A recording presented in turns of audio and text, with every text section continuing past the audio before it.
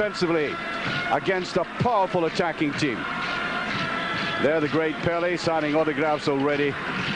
And as I said, we also have in the stadium the Nigerian side packed with talent, and this, the national anthems.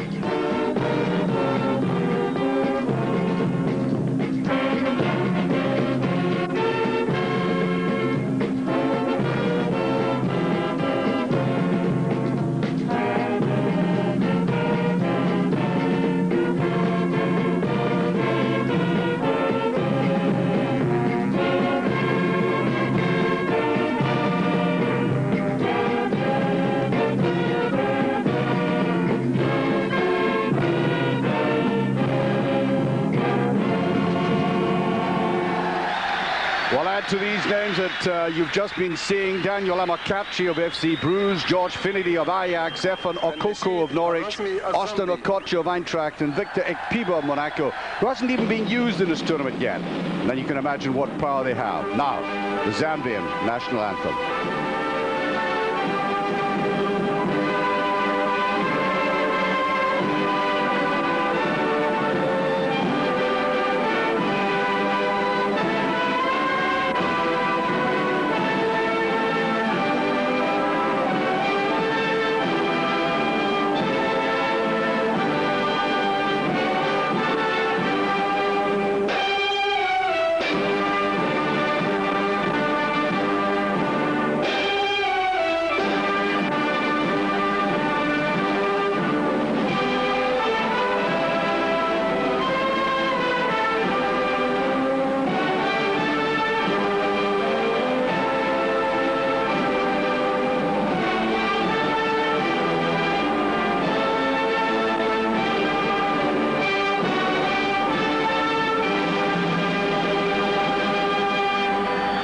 An emotional moment for the Zambians, and something of a miracle that they got to the final after that terrible tragedy. And their captain, Kalusha Bwalya, said in a quote yesterday, "We'll say a prayer for our dead comrades before the match, but then we'll be on our own." Well, of course, they realize just how important this game is for them. As I said, the Nigerian side so replete with talent that even Victor Ekpiba, who's a very important man in French football and in the Champions League with Monaco, hasn't been used in this tournament because he says he doesn't get on with the coach. But take all these names I've been mentioning: Yekini, Amokachi, Finidi, Okoko, Okocha, and you can see they have awesome power up front. Nigeria perhaps don't have the midfield style of, say, the Ivory Coast, or indeed perhaps of Zambia here, and their central defence isn't in the first flush of youth, but these have proved to be of no great liabilities in this tournament so far. The Zambians acknowledging their supporters in the crowd. Well, I was talking to John Fashanu just before the game, and of course John was very closely associated with the very charitable efforts that were made to resurrect the Zambian football side. It was he, of course, who virtually appointed Ian Porterfield. He liked the way Ian Porterfield approached the game, said he would be able to work with the African nations very well. And indeed that is so. Ian Porterfield has organized them so well that they haven't conceded a goal in the tournament. So we've got a side which has proved itself defensively against a powerful attacking team. There, the great Pele signing autographs already. And as I said, we also have in the stadium Platini and Bobby Charlton.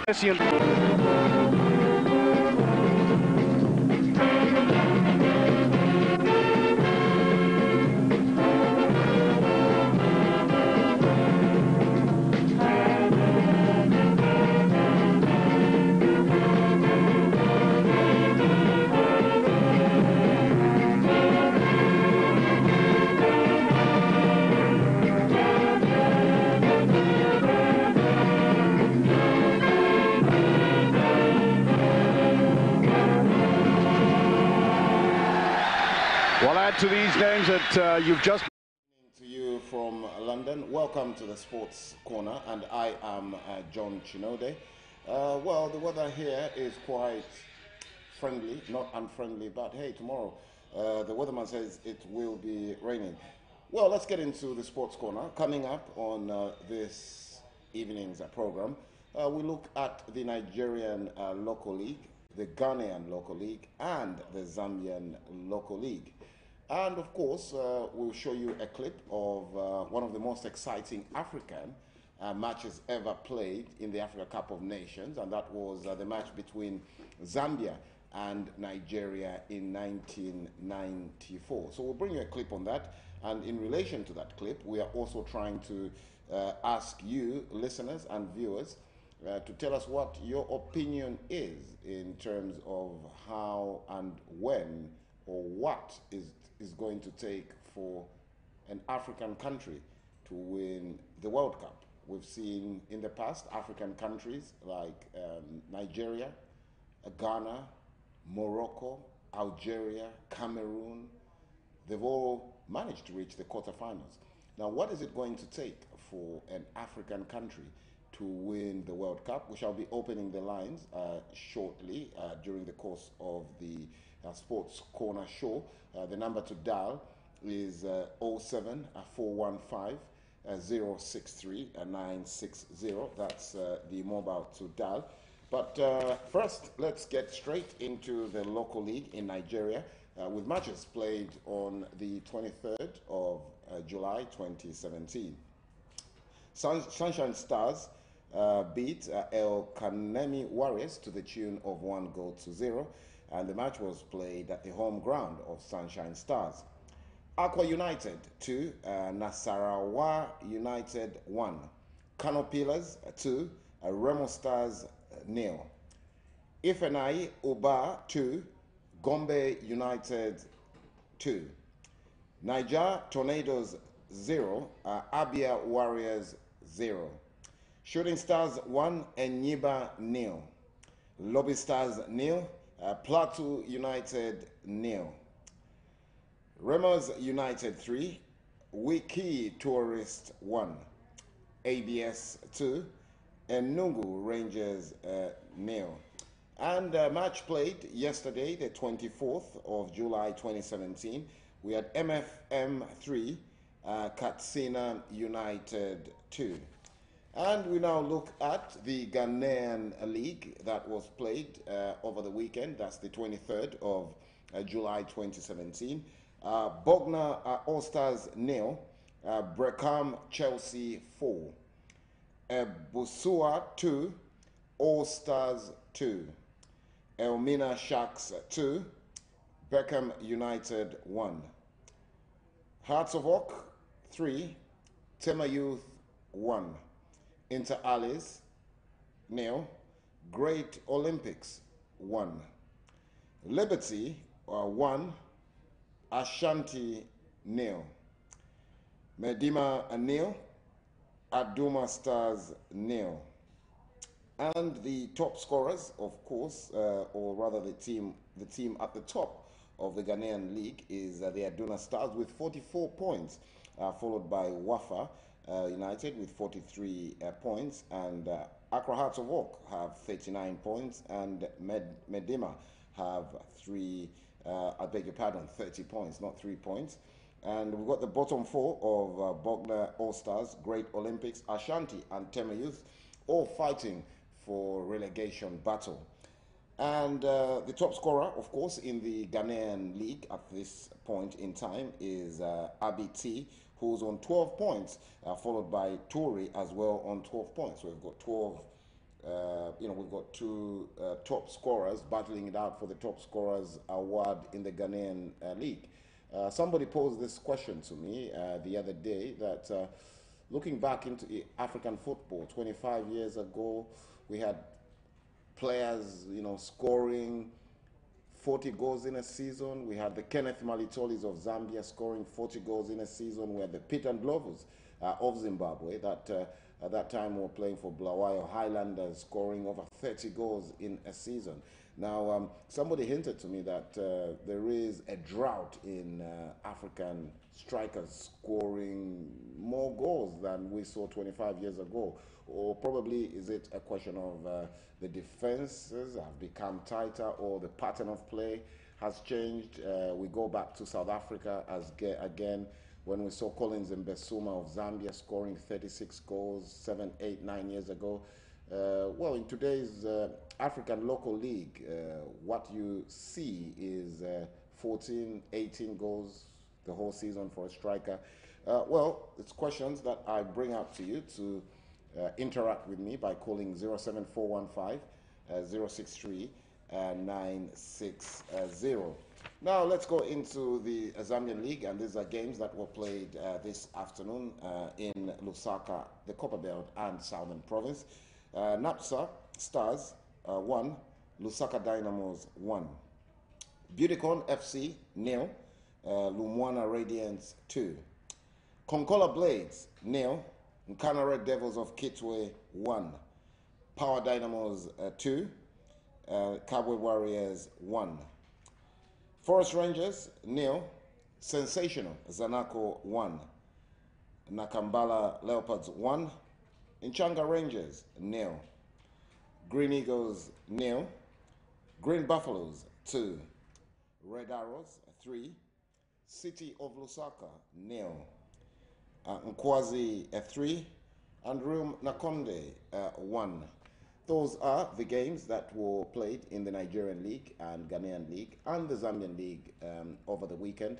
If it's your first time tuning in or watching the program for the first time, this is the Sports Corner, and our focus on this program is to give you results and highlights and feedback on what's happening in our local leagues in Africa. A lot of us in diaspora, of course, it's reality that we focus more on the Western leagues, which is fantastic, which is fine. But I'm here to let you know that in Africa, we also play football. So next week, we'll be looking at another West African League and another East African League and another Southern African League and, of course, another North African League. So feel free to send me an email or a call.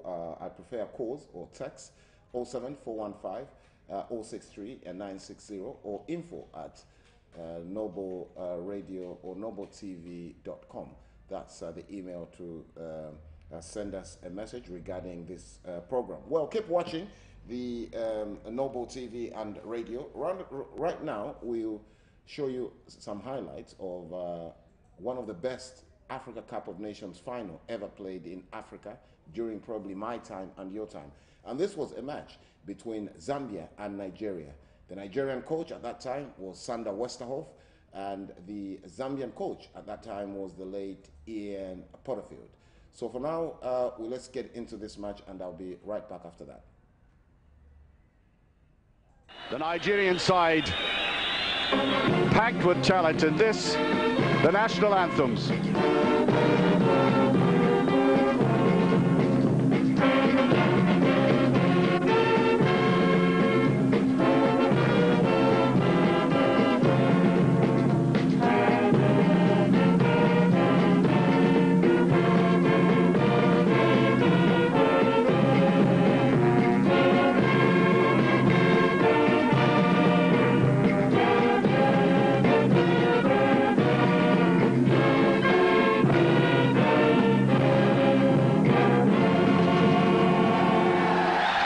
Well, add to these names that you've just been seeing: Daniel Amokachi of FC Bruges, George Finidi of Ajax, Efan Okoko of Norwich, Austin Okocha of Eintracht, and Victor Ekpiba of Monaco, who hasn't even been used in this tournament yet. And then you can imagine what power they have. Now, the Zambian national anthem.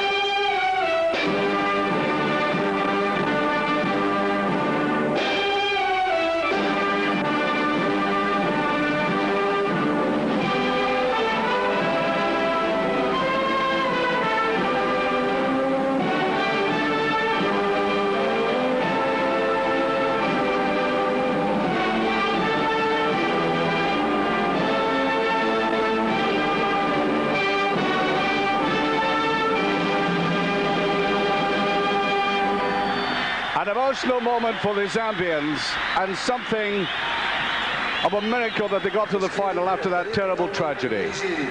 And their captain, Kalusha Bwalya, said in a quote yesterday, "We'll say a prayer for our dead comrades before the match, but then we'll be on our own." Well, of course, they realize just how important this game is for them.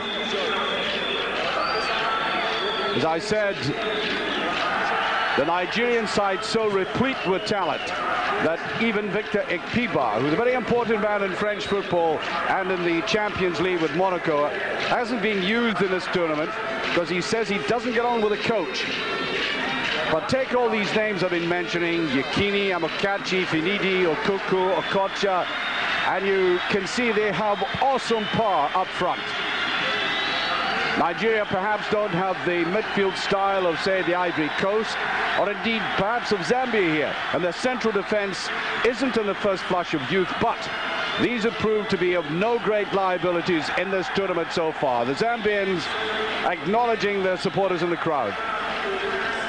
Well, I was talking to John Fashanu just before the game, and of course John was very closely associated with the very charitable efforts that were made to resurrect the Zambian football side.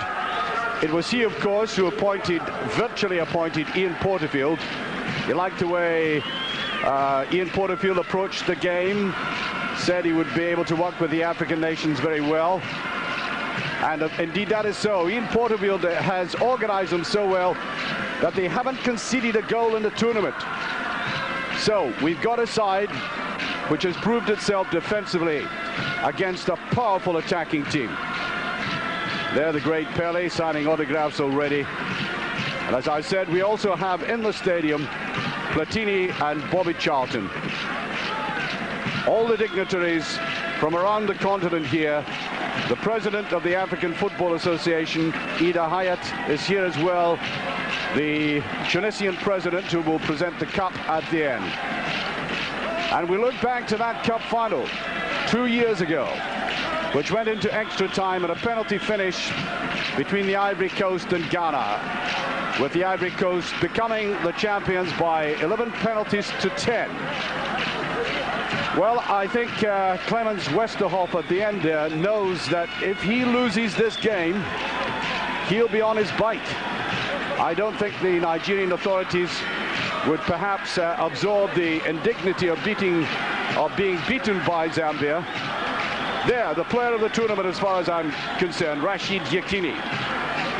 I don't know whether you've been watching our coverage in Eurosport or not, but he scored a quite amazing goal against Zaire. And I think the great Pele.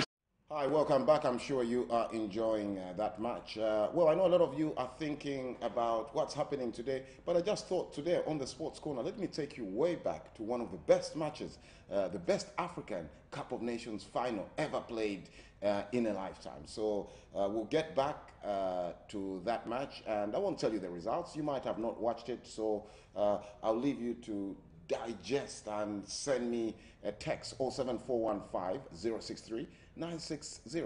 Let's watch Nigeria versus Zambia, Africa Cup of Nations 94 in Tunisia.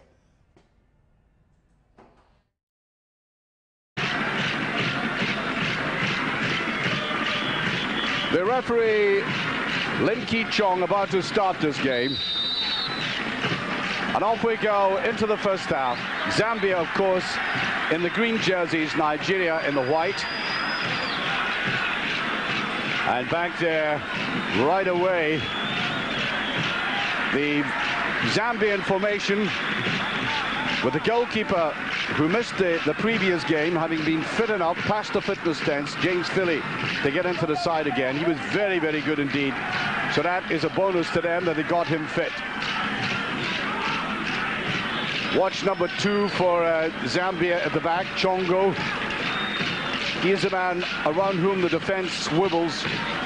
Modern Malatoli will be on the right of defense, Chiyangi on the left. Litana right in the middle of the field. Sakala and Kalusha will join him there. And up front, Sayeti with Chilumba Bwala and Malatoli, the other Malatoli just behind him, playing roughly that 4-3-3. And up front for Nigeria, of course, these two great attackers, Amokachi and Yekini. And Amunike almost getting away there. Rather nervy start by the Zambian defense. But I think you'll find they're warm to the task very quickly.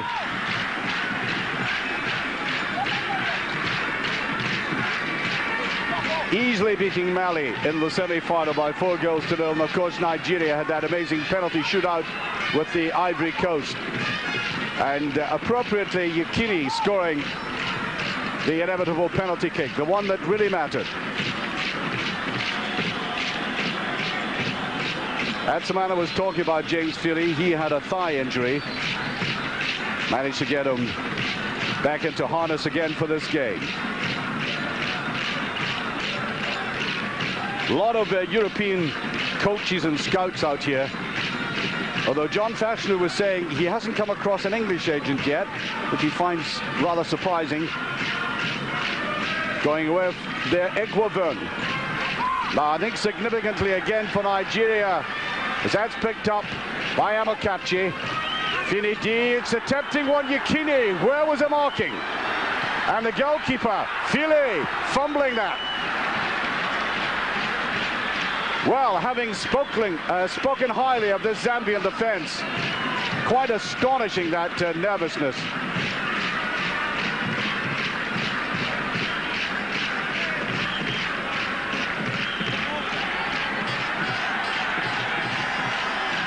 Malatoli fighting very hard in midfield, putting it out there, given support by Chiangi. I think that might be a corner kick. First of the game, and Zambia, I think, getting over nerves here, or at least trying to.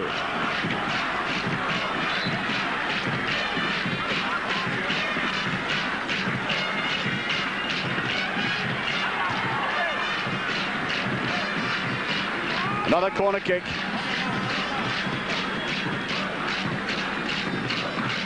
Back there in defense,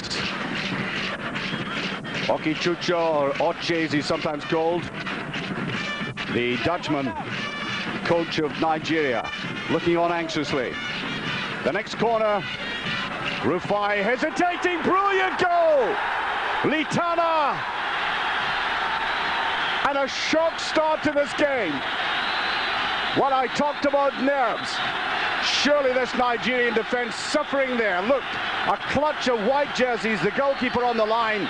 He didn't go for it. And up went Litana, solidly into the back of the net. 4 minutes gone. And surprisingly, Zambia in the lead. Wonderful jump by the defender, did very well indeed. Elijah Litana, his first goal of the tournament. And now Nigeria have got to come out. Pushed back there by Olise. Well then, quite clearly, Nigeria missing the presence of Stephen Keshi in midfield. He's on the bench this afternoon. He really is the captain of the side. Okafor, the substitute captain this afternoon. And Keshi troubled with a thigh injury as well. This is Nigeria fighting back on that. A thrust there by Amunike, Emmanuel Amunike, only 20 years of age. And one of the young crop of talent coming through for Nigeria. Well, I'm quite sure the Nigerian players are smarting under that blow. They didn't expect that one. Up and over, that's equalizer! The goal coming so quickly there from the man I was mentioning, Amunike. 5.5 minutes gone. Nigeria are back on level terms. A drooping header there, should have been covered. And Amunike coming in from the left, neat positioning, and just puts it away. I think it may have come off Litana himself there. It didn't matter. It was bound for the back of the net. And what a marvelously entertaining start we've had to this match. 2 goals in the opening 5 minutes.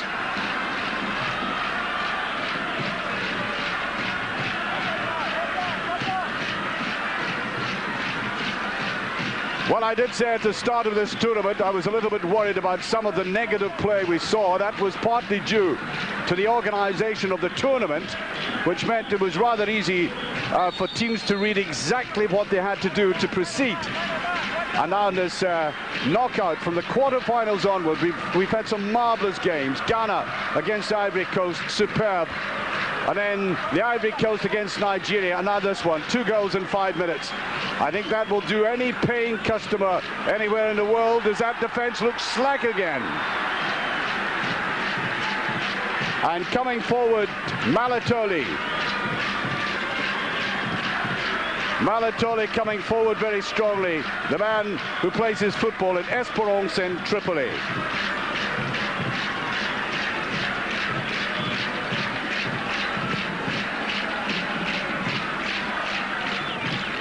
Little touch. Well, I hope you are enjoying that match that was played in Tunisia in 1994 between Nigeria and Zambia. The Zambian team at that time were a new team. Zambia had just lost 30 players in a plane crash in Gabon.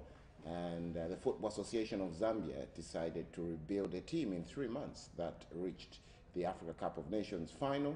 And they were 35 minutes away from reaching their first ever World Cup. Of course, you can see in that match, Nigeria had the cream of African football. There was the Amokachis of this world, the Samson Siasias of this world. There was the big, huge Rashid Yekini, may so rest in peace, somebody you wouldn't want to meet at 3 a.m. in the park.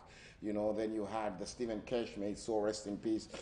We had one of the longest serving African goalkeepers as well, Peter Rufai. You had the Equiven, you had Amuniki.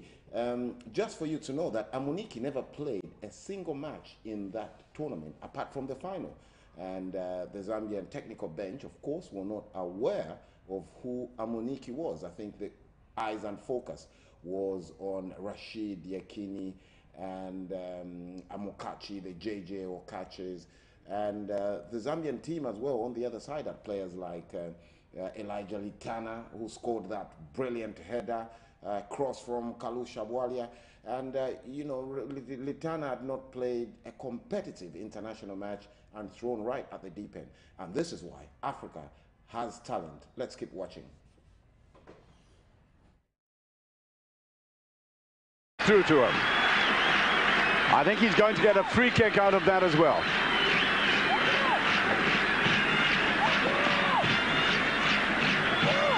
Yeah, it's very late tackle there.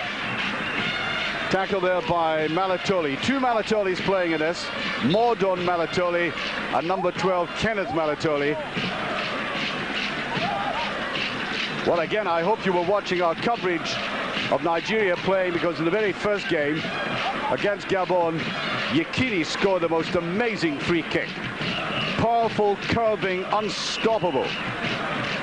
So he might have a go at this one again.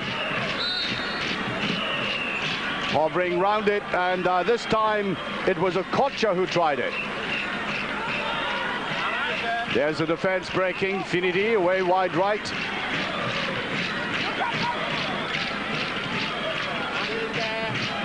Picked up here by Iroha. What a great little goal he scored in the semi-final. Finidi, little spin in that though. All Nigeria at the moment. And the ladies tackle again. I think he'll recover from that all right. The crowd vastly enjoying this.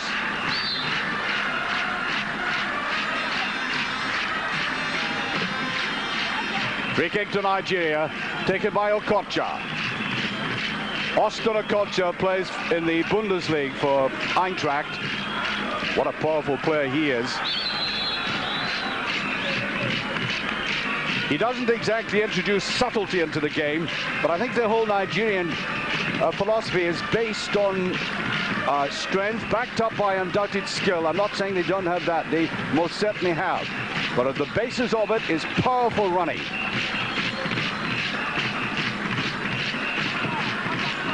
Cleared by Malatoli.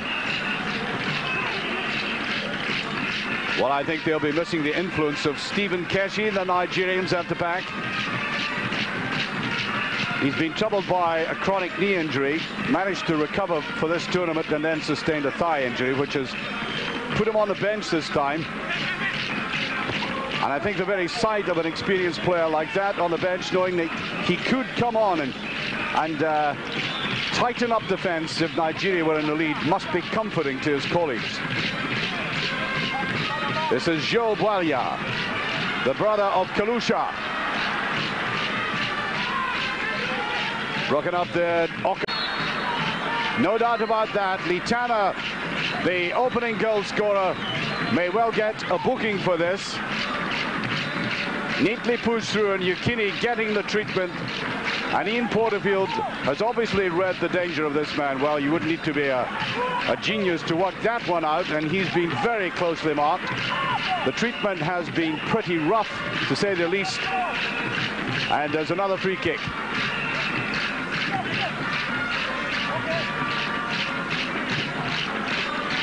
Now, I don't know what's going through Yekini's mind. Is he going to try it from way out? Comes forward, bullets it in, marvelous shot. I doubt if there's anywhere in the world you will find a player who can hit the ball with such power from such a tight position like that and keep it within the target zone.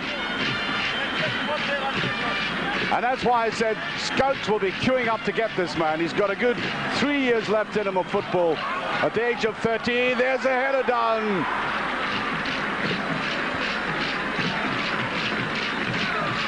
What a marvellous player he is. First on the ground, then in the air.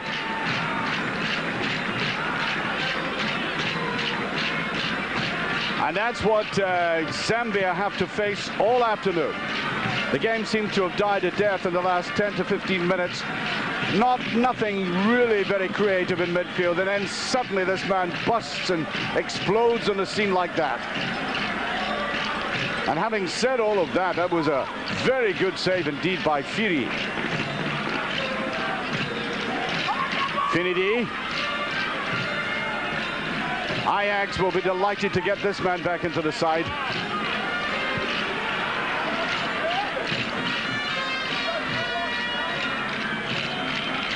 Bit of pushing and shoving going on.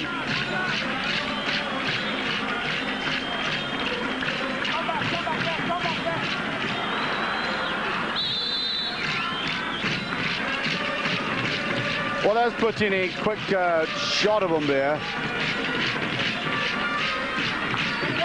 I wonder if he's marveling at the skills of the man I've been talking about.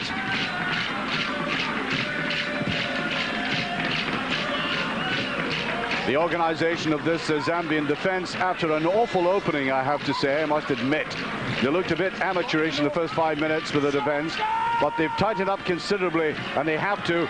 And sweeping up the back there, Okafor, positive move by him. Away by Chiyangi, playing at the back of that defense, as I said.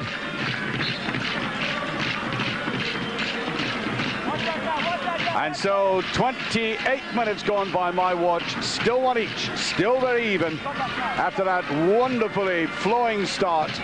2 goals in the opening 5 minutes.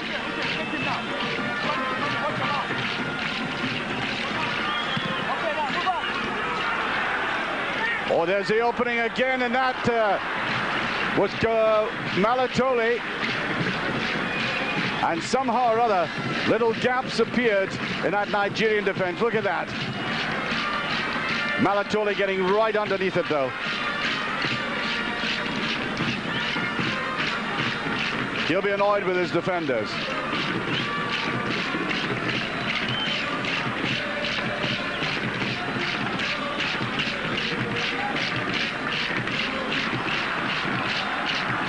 The impassive faces of people who might, I think, as Zambians, I think, might be a little bit worried about how this game is going, because Nigeria had that awful start and then they struck back very quickly within a couple of minutes.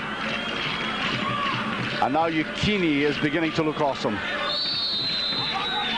And what they're now doing is giving the ball as much as they can to Amakachi and Okocha in midfield. And the tactics to bring them down a little crude, to say the least. Taking by Olasey in midfield, Sunday Olasey. At the back, Malatoli.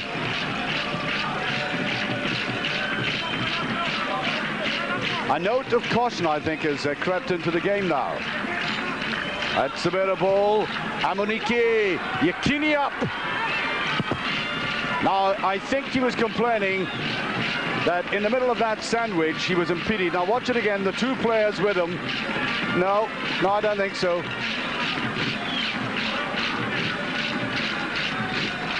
And a look of grim determination on that face. Exactly 15 minutes by my watch to half-time. Now Finidi. Just broken up there by Chiyangi. Oh, you can't afford to make mistakes like that. Pushed out to Okocha, looking for a scoring position. Finidi. Beautiful headed away though by Malatoli. Another counter-attack, which unfortunately for Zambia, any of these attacks have just been a little bit ponderous, allowing the Nigerians time to get back quickly.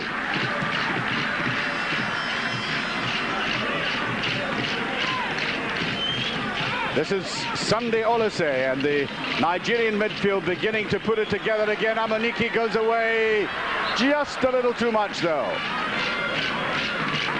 While the commentators from around the world might be asking the same sort of questions, why, for example, the Nigerians are not using the pace of Amunike, their goal scorer, the man who scored the equalizer. More often we saw that little spurt that he produced there.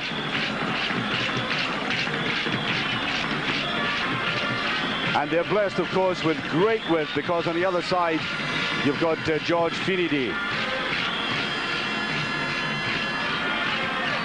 No threat at the back. The sweeper there is Okafor, the captain. Amokachi stretching out for it. Olasey, Iroha.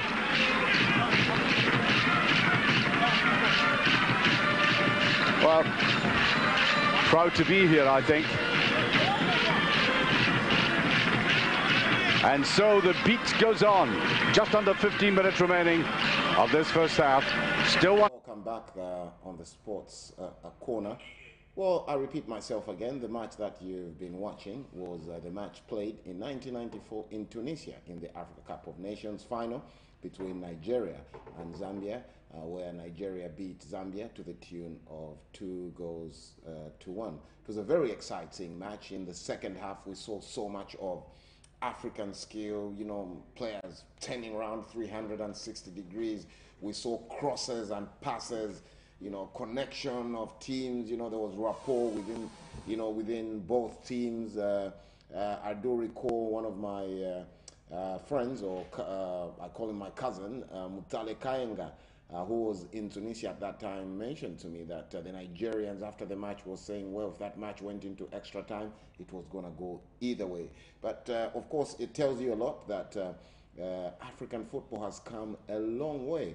And it is my aim that on each and every sports corner that we broadcast on this platform, Noble TV and radio, we shall ensure we'll bring you something nostalgic, just to take you way back. You know, sometimes you know, people are sat at home and watching the Western leagues or watching you know, other continental tournaments, and not actually knowing that at one point in time in Africa we did have a league. We did have the AFCON. It's not started yesterday because with today's technology, with the iPhone, with YouTube, with social media, you know, people have got involved into football. But hey, football was there way before. Now, looking at that match, it raises so many questions to me, and I thought I'll bring this to you, the viewers, this evening.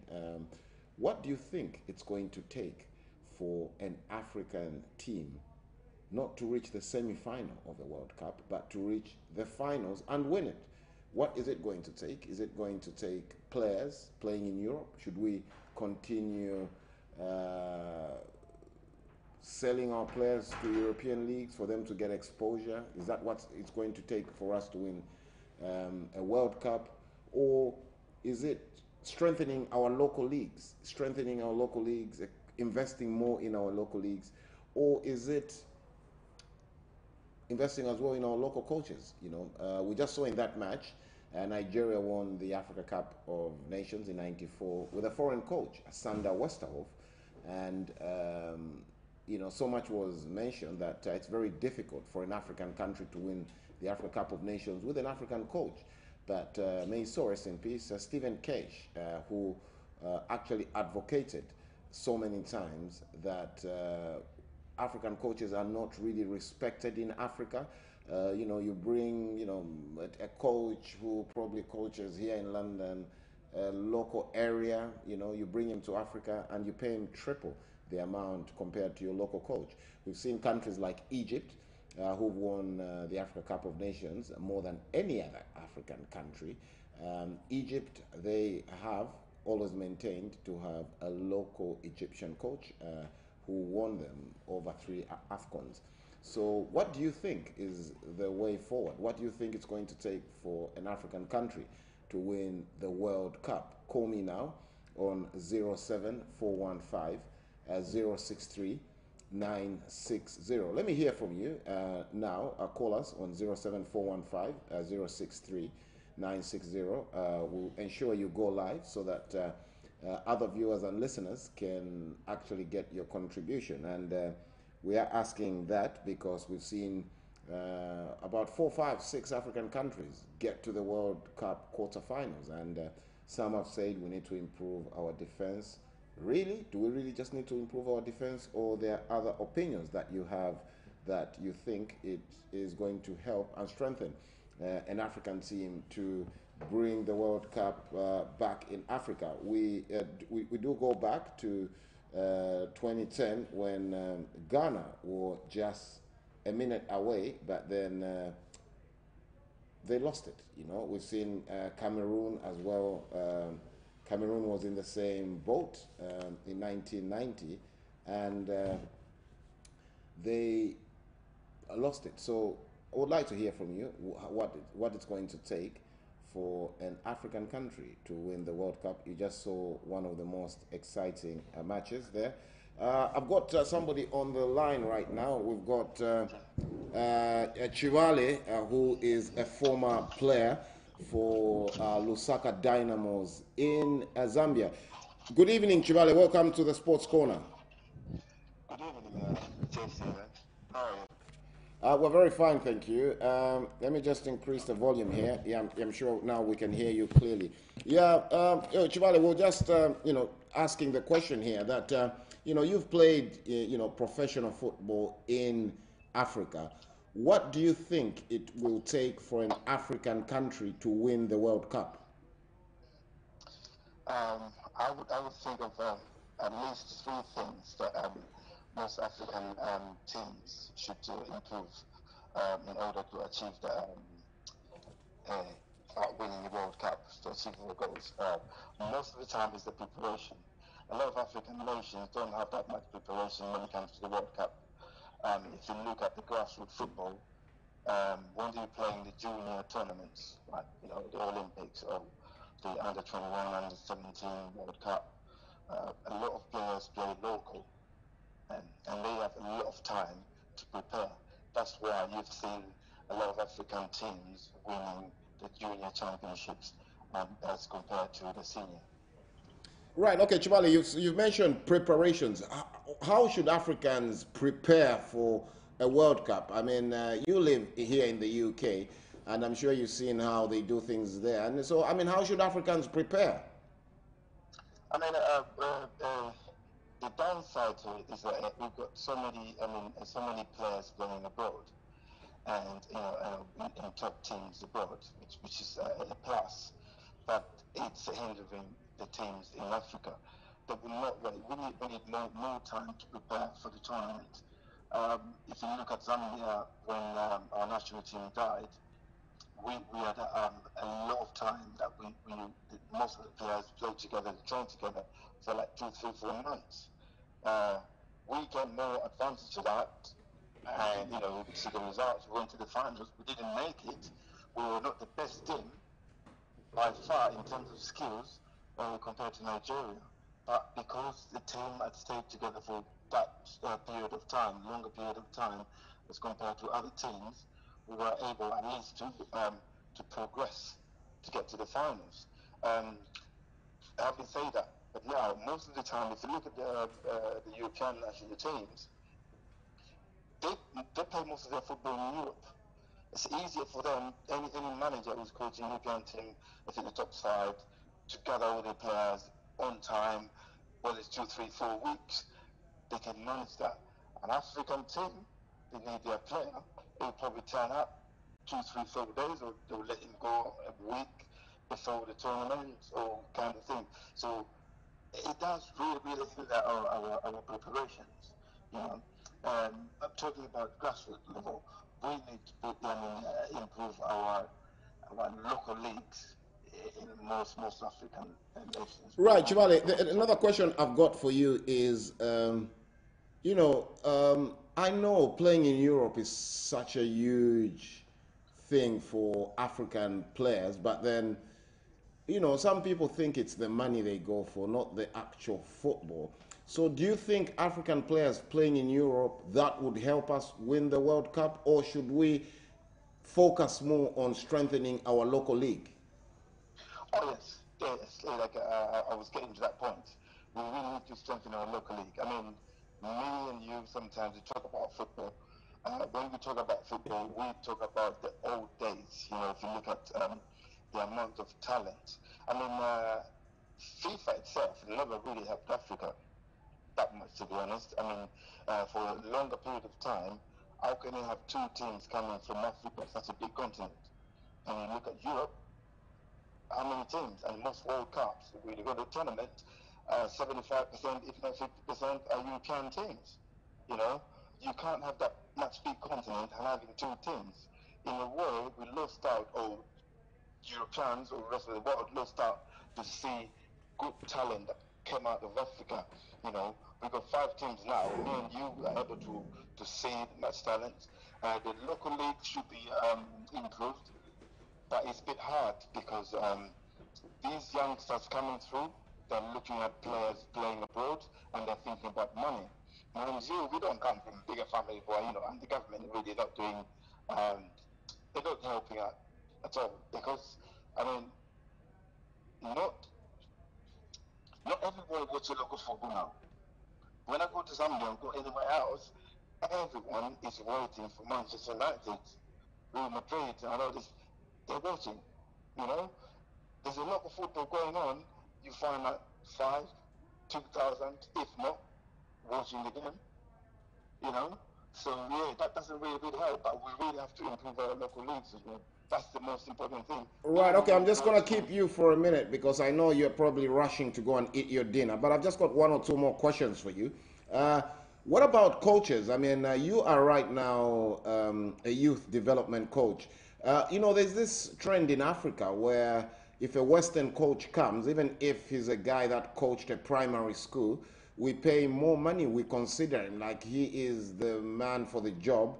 Others, like Adebayo of Tottenham Hotspurs, at one point in time has mentioned to say foreign coaches are not biased. But then we've seen the Egyptian coach win the Africa Cup of Nations with Egypt. Do you think a local coach is what we need to win the World Cup, or should we stick to the foreign coach?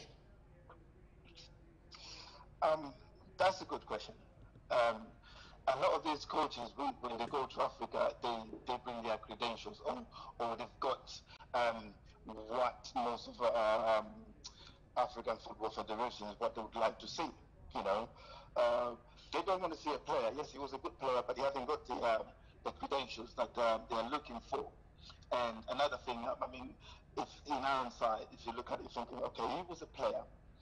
And another thing that they look at, if I was a player and I'm a Zambian coach, for instance, tomorrow, and I've got Binford Kalaba playing for TP Mazembe comes out, I'm getting maybe $1,000. He's getting $20,000.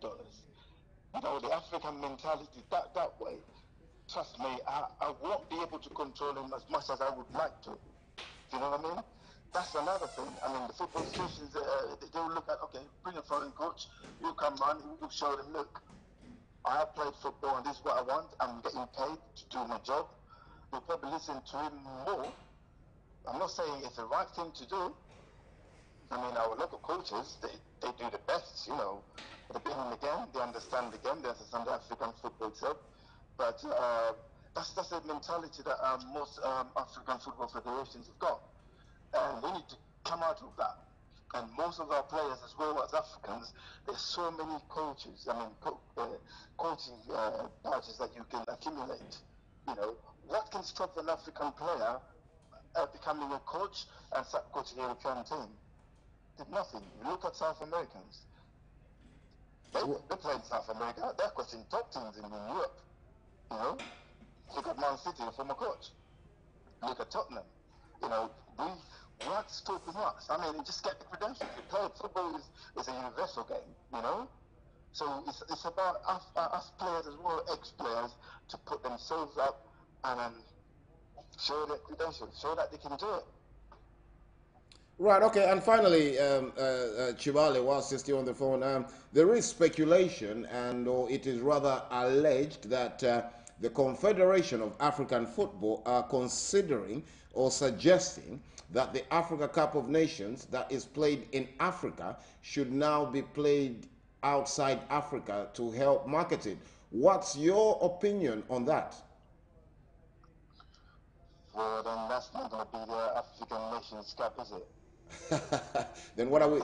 I mean, do you think it's a good idea? I mean, somebody in the studio was mentioning to me that no, we don't really watch football in Africa, so let's take it to another Western country where at least people come and watch it and get our players into Europe. So tell us more. I mean, we don't watch football in Africa. What's the reason behind it? It's all if it's in terms of marketing. If you're doing marketing, you know you're not selling, then it's something wrong. You really don't have to move your shop to go somewhere else, and you're doing the same marketing, and you expect people will be coming to buy it. You know what I mean? Yeah. So, if in terms of marketing, then we have to change our strategy how we market African football. I don't really think that has to be moved to Europe for us to market ourselves. We've got scouts. I mean, the European scouts, they know the African tournament is every after 2 years. They go there all the time, they can see it. But, I mean, moving it from Africa, then it's not really African Nations Cup. It's a tournament played in Europe by African teams. Right, okay, Chibale, I'll leave you to that. I know dinner is cooking right now. Have you had your dinner yet? Not yet, I'm just preparing it. All right, what are you preparing? Share with the Sports Corner.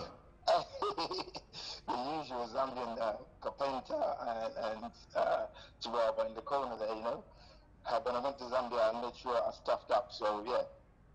All right, no, fantastic. Hope you can bring us that meal one day here at Noble Radio and TV, because we love eating here. We really love eating. We eat every 2 hours. All right, that's good for you, you know. Eating is good for you, Tino. You know, just make sure when you eat, do more exercises. That's right. That's why it's a Sports Corner. We always keep fit. We do the gym 4 times, 3 times a week. Anyway, Chibale, thank you so much for joining us on the Sports Corner, and we wish you the best for the future. Thank you, man. Thanks for inviting me. And yeah, we'll speak later, man. Thanks. Okay, thank you very much. Yeah. All right, bye. Right, okay, that was Chibale telling us his views on the way forward. How can Africa win the World Cup? You know, is it going to take a foreign coach? Is it going to take strengthening our leagues? What's your opinion? What's your view? The number to dial is 07415 063 960. I repeat myself in case I'm speaking a bit fast. 07415 063 960. There is also speculation, and it is alleged that the Confederation of African Football are considering setting up or introducing the African League in, or rather outside Africa? Well, we're about to come to the end of the program, so I'll take in some calls. If you want to iron your opinion or your views, please give us a call now on 07 415 063 960 is the number to dial. The topic to this evening is what will it take? I beg your pardon. What will it take for an African country to win the World Cup? We've seen so much in the last 20 years. You know that Africa is always just ending up in the top 8. We've never seen an African country reach the finals or even the semi-final. So give us a call now on 07415 063 960 is the number to dial, and give us your thoughts and opinion. So this is the Sports Corner. The aim, or rather the ambition of this program is to showcase the African League, give you results, information on what's coming out of the local leagues right across West Africa, North Africa, Central Africa, East Africa, and of course the bottom side of Africa, which is Southern Africa. Well, I keep repeating myself, but give me the call to keep me quiet. The number is 07415 063 960, and let us know what your thoughts and opinions are in terms of Africa winning the World Cup. What is it going to take? Is it going to take a foreign coach, continue employing foreign coach at taxpayers' money, or should we deploy our own local coaches, invest in them, invest in our local leagues, or is it something else that you're thinking on top of your head? Give us a call on 07 415 063 960. Well, that's the Sports Corner this evening. Thank you so much for those that tuned in or logged in wherever you are from your iPhone or your gadget that you're using. Join me again next Wednesday at the same time. I'll be right here, of course, talking nothing but African football right in Africa. So for myself and my producer, Adebayo, if I've pronounced that correctly, we call him the heart of Noble TV and radio. Thank you so much for joining us, and join us again next week at the same time. Goodbye.